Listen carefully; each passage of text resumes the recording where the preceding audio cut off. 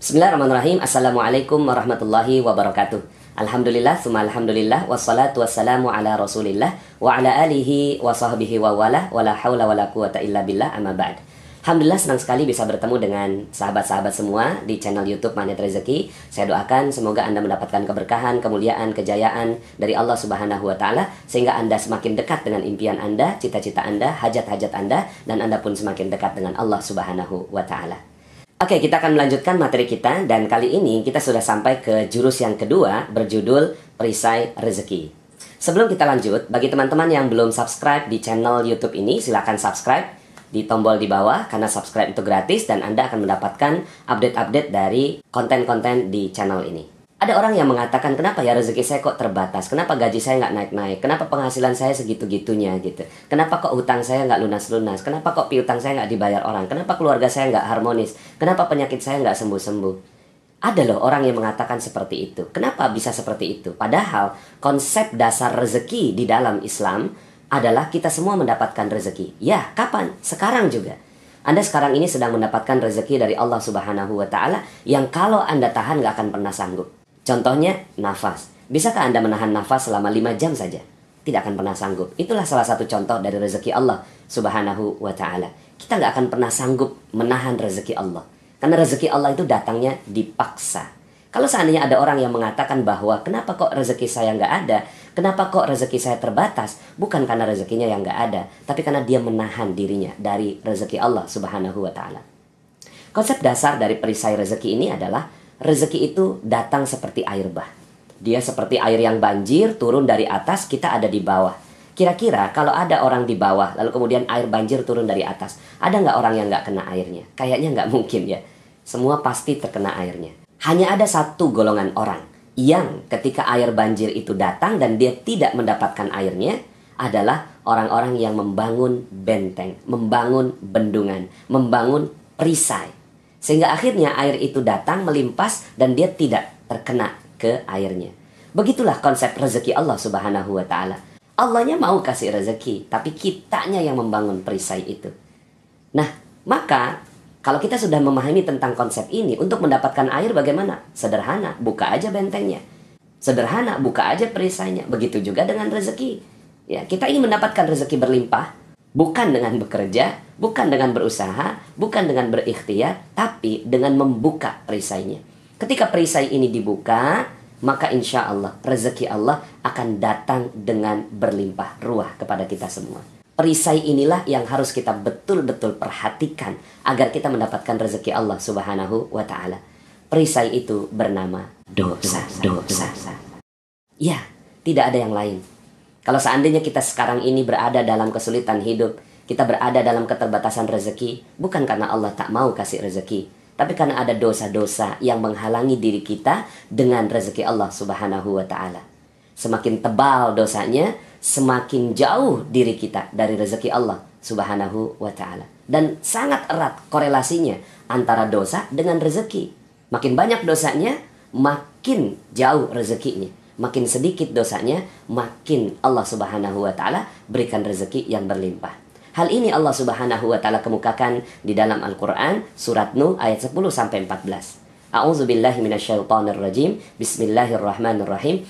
Faqultu astaghfiru rabbakum innahu kana ghaffara yursilis samaa'a 'alaikum midrara wa yumdidkum bi amwalin wa banin wa yaj'al lakum jannatin wa yaj'al lakum anhara. Ma lakum la tarjuna lillahi waqara wa qad khalaqakum atwara. Maka minta ampunlah kalian kepada Allah. Innahu kana ghaffara, sesungguhnya Allah Maha Pengampun. Kalau Allah sudah ampuni, maka sederhana. Allah Subhanahu wa Ta'ala janjikan yursilis samaa'a 'alaikum midrara, akan Allah turunkan kepadamu hujan dengan lebat. Masya Allah ya. Hujan dengan lebat, bukan dengan rintik-rintik, bukan dengan gerimis, hujan dengan lebat.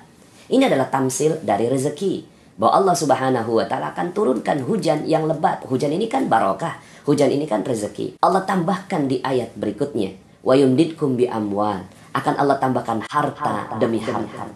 Coba lihat konteksnya.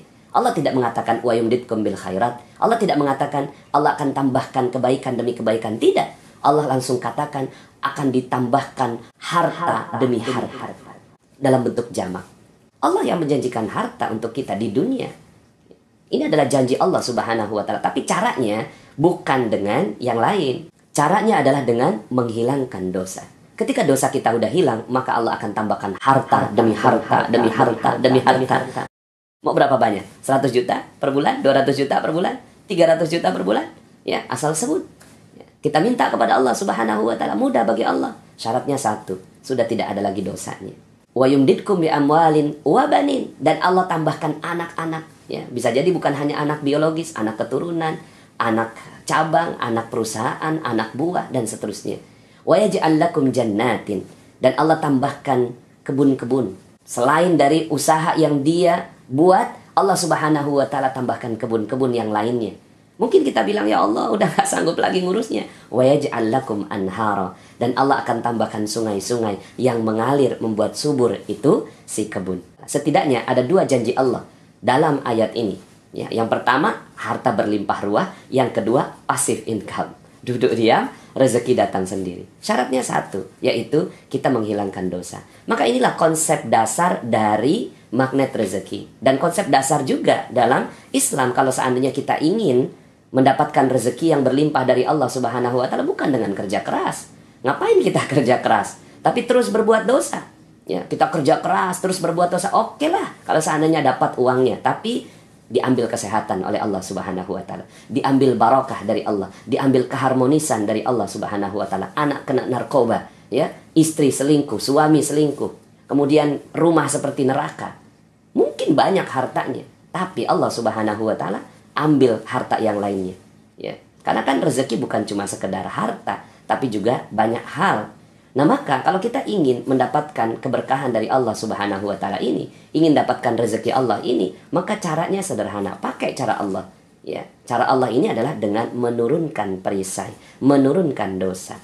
Lalu dosa apa? Ya memang banyak sih, ya. Maka dalam jurus-jurus berikutnya di dalam magnet rezeki kita akan membahas lebih detail. Makanya ada 101 jurus. Dengan berbagai macam pendekatan-pendekatan, kita melihat perisai-perisai yang terkadang kita sadar atau kita tidak sadar, ya, bahwa itu ternyata merupakan perisai dari rezeki kita. Maka kalau seandainya boleh kita berikhtiar, bekerja, bersungguh-sungguh, maka bersungguh-sungguhlah menghapuskan dosa-dosa kita. Ya. Ada orang yang bersungguh-sungguh, dia pergi pagi pulang sore, pergi pagi pulang malam untuk mencari sesuatu. Tapi sepanjang dia bekerja, dia berbuat dosa lagi. Dia ambil harta orang, dia korupsi, dia menurunkan timbangan, ya. Kemudian dia tidak jujur kepada pelanggannya dan seterusnya. Maka apa yang terjadi pada kehidupan orang ini? Yuk sama-sama kita jalankan materi perisai ini. Percaya nggak dengan konsep ini? Kayaknya nggak percaya. Percaya dengan konsep ini? Ya, turunkan perisai, rezeki berlimpah ruah. Percaya? Kayaknya nggak percaya.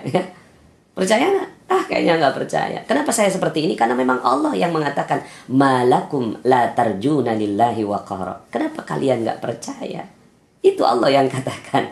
Kita nggak percaya dapatkan rezeki berkah banyak, berlimpah, dan pasif income. Nggak percaya kita. Buktinya kita nggak percaya apa? Buktinya kita nggak percaya masih buat dosa, ya. Nah, untuk menyederhanakan, ya, ada satu cerita yang ingin saya ceritakan kepada Anda semua yang menjadi model bagaimana keajaiban Allah Subhanahu wa taala datang dengan konsep perisai rezeki ini. Ada seorang nenek. Nenek ini tiap harinya minta-minta. Dia nggak tahu kalau minta-minta itu dosa. Bagi dia nikmat gitu. Sekedar meminta kemudian dia dapat. Maka tiap harinya dia meminta-minta. Sampai akhirnya dia tahu lokasi basah dan lokasi kering dalam meminta-minta. Nah, lokasi basah itu bukan cuma sekedar di perempatan. Kalau ada ustadz ceramah tentang sedekah, itu basah, ya. Akhirnya dia datanglah ke pengajiannya Ustadz Yusuf Mansur, ya.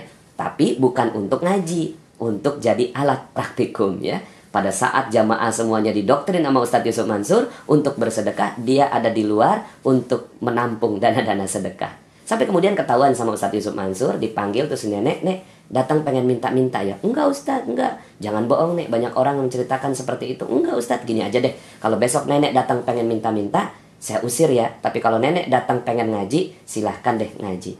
Besoknya tuh si nenek datang lagi, tapi udah berubah niat. Bukan lagi pengen minta-minta, tapi pengen ngaji. Satu hari ada Ustadz Yusuf Mansur, ada tuh si nenek, ada saya. Itu si nenek ngoceh aja depan Ustadz Yusuf Mansur. Wow gitu ya, nggak tahu orang yang diocehin orang sibuk. Lalu kemudian kata Ustadz Yusuf Mansur, "Udah Nek, nggak usah banyak ngomong, nih gue mau kasih duit ya." 250.000, tapi bukan buat nenek semua. 190.000 bagiin ke orang lain sebagai sedekah, 60.000 untuk nenek sebagai ongkos bagiin sedekah. Paham? Enggak paham Ustadz, kata tuh si nenek. Ya, lalu kemudian kata Ustadz Yusuf Mansur, Nas, terusin Nas, gue banyak urusan. Ya mungkin ya kalau cuma sekedar jelasin insya Allah bisa lah. Lalu kemudian akhirnya saya jelasin pelan-pelan. Nek, Ustadz Yusuf Mansur mau ngasih duit 250.000. Betul kan Ustadz? Saya cari Ustadznya. Loh kok nggak ada? Oh maksudnya terusin Nas. Bukan terusin jelasin doang, tapi terusin kasihin duit juga. Aduh saya ya dijebak sama Ustadz Yusuf Mansur. Tapi dijebaknya yang baik. Lalu kemudian akhirnya saya keluarkan dompet saya, ada duit 300.000. Saya tunjukin sama tuh si nenek. Nih Nek, ada duit 300.000. Tapi bukan buat nenek semua. 240.000 bagian ke orang lain sebagai sedekah, 60.000 untuk nenek sebagai ongkos bagiin sedekah. Paham? Paham Ustadz. Wah cepet banget pahamnya ya, karena ada duitnya. Jadi orang kalau dijelasin ada duitnya cepat paham ya. Lalu kemudian 2 minggu kemudian saya ketemu sama si nenek ini lagi. Ya, dia nangis-nangis ya, terharu. Subhanallah Ustadz, alhamdulillah. Ada apa nek? Lalu kemudian dia cerita, itu Ustadz duitnya saya udah tukerin duit-duit kecil, 2.000, 5.000, 10.000. Karena komunitasnya peminta-minta, cepet habis tuh duit. Sampai kemudian ada 3 orang datang ya, Nek, ya, Nek bagi sedekah kok kita nggak kebagian, udah habis ya. Jangan bohong dong Nek, karena didesak keluarlah bagian dia ya, 50.000 disimpan, 10.000 ya dikasihin sama tuh si 3 orang. Bagi 3 ya, udah habis. Pagi harinya dia melakukan seperti itu. Malam harinya lewat depan sebuah rumah, namanya Ibu Hajah Maryam. Lalu kemudian dipanggil tuh si nenek. Nek sini Nek, ada apa Bu Haji? Nggak tahu nih, beberapa bulan ini saya terus keingetan nenek. Lihat kalimatnya, beberapa bulan ini saya terus keingetan nenek. Alhamdulillah tadi pagi saya sudah daftarkan nenek pergi umroh. Alhamdulillah. Saya takjub sekali dengan kisah ini. Ya, Allah Subhanahu wa taala yang mengatur ini semua kisah. Saya menyaksikan Ustadz Yusuf Mansur ngomelin tuh si nenek. Saya menyaksikan juga ketika saya harus melaksanakan tugas dari Ustadz Yusuf Mansur. Dan 2 minggu kemudian saya ketemu sama itu si nenek lagi. Siapa yang mengatur ini semua? Sepertinya Allah Subhanahu wa taala telah mengatur kisah ini untuk menjadi pelajaran bagi kita semua. Bahwa si nenek awalnya berdosa. Ya, tapi awalnya mungkin dia nggak sadar kalau itu dosa. Ya, karena kan orang yang meminta-minta itu dalam sebuah hadis disebutkan akan datang kepada Allah dengan sudah tidak ada lagi dagingnya. Artinya dengan tengkorak saja gitu ya. Saking dihinakannya orang-orang yang meminta-minta ini. Kalau minta sekali 2 kali it's okay, wajar. Tapi kalau meminta-minta dan dijadikan profesi, nah ini dosa. Nah awalnya sang nenek berbuat dosa. Sampai kemudian Allah Subhanahu wa taala tetapkan sebuah ilmu melalui Ustadz Yusuf Mansur. Itu pun dipaksa gitu ya. Dipaksa untuk melaksanakannya. Sampai kemudian akhirnya sang nenek ini alhamdulillah mau melaksanakannya. Dia ngaji, dia turunkan perisainya, dia perlahan-lahan turunkan perisainya. Semasa dia menurunkan perisainya itulah Allah Subhanahu wa taala titipkan orang yang akan memberikan rezeki buat sang nenek. Coba bayangkan, ada seorang, ini saya sampai hafal betul namanya Ibu Hajah Maryam ya. Lalu kemudian sang Ibu Hajah ini entah kenapa kok Allah yang buat pemikiran bagi Ibu Hajah ini untuk memikirkan umroh bagi sang nenek. Siapa yang mengatur itu semua? Allah Subhanahu wa taala. Sampai kemudian ketika saatnya tiba, Allah Subhanahu wa taala ingin memberikan kegembiraan berupa keajaiban, maka keajaiban itu terjadi. Bukan keajaiban itu terjadinya dulu, di masa ini sudah ada keajaiban itu. So, bagi Anda yang menonton YouTube ini, seandainya Anda berada dalam kondisi yang Allah Subhanahu wa taala tetapkan rezeki Anda masih terbatas, percayalah bahwa ketika kita mau menurunkan perisai kita, ketika kita mau menurunkan dosa kita, ketika kita mau menurunkan ya, hal-hal yang Allah Subhanahu wa taala larang untuk kita, maka insya Allah sebentar lagi akan terjadi keajaiban bagi Anda. Maka inilah perisai rezeki.